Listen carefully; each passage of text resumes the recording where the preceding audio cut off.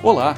Iniciamos aqui a primeira aula sobre matemática financeira aplicada aos financiamentos imobiliários.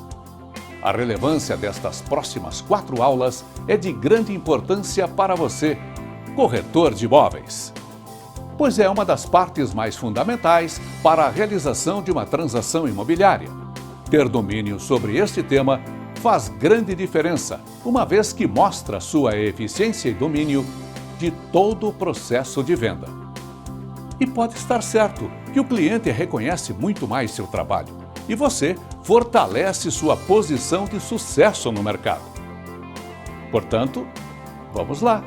Ótima aula!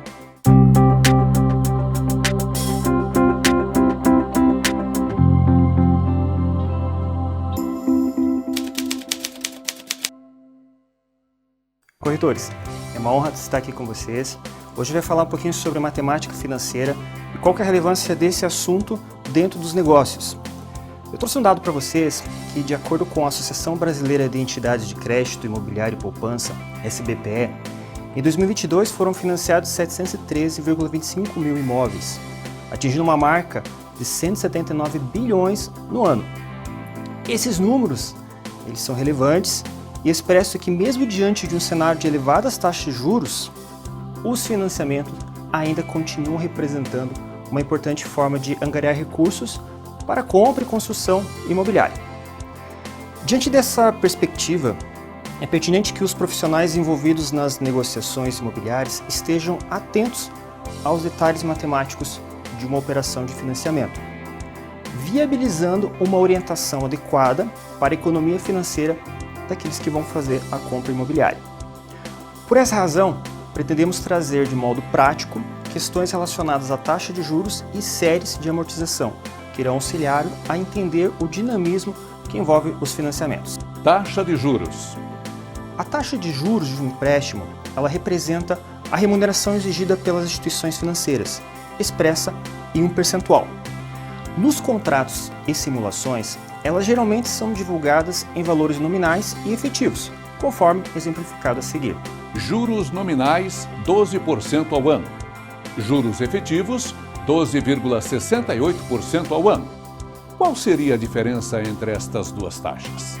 Na taxa nominal, a capitalização e o período não são coincidentes.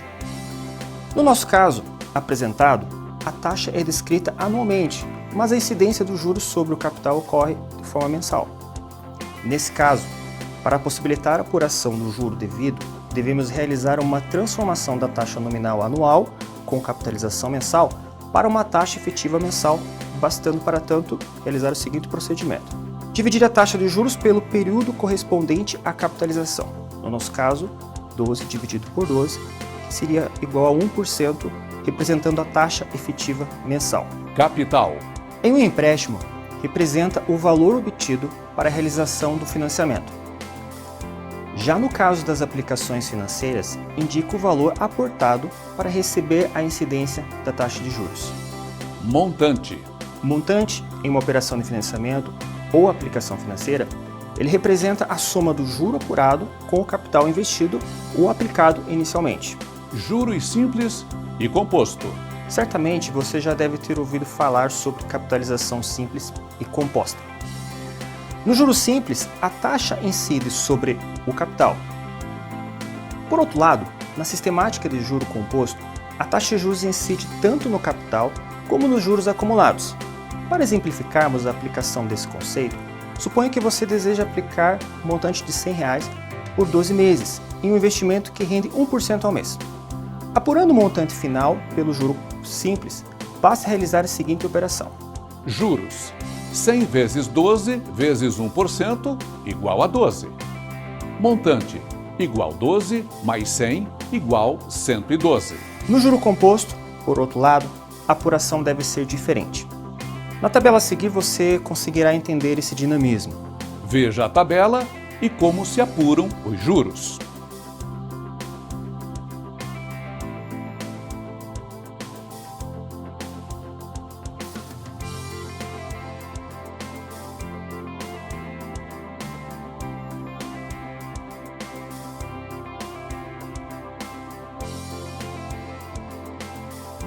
Perceba que no mês 2, por exemplo, os juros incidem sobre os R$ 101, que é exatamente a soma do capital com os juros acumulados do mês anterior. O movimento ocorre de forma contínua até o encerramento do fluxo.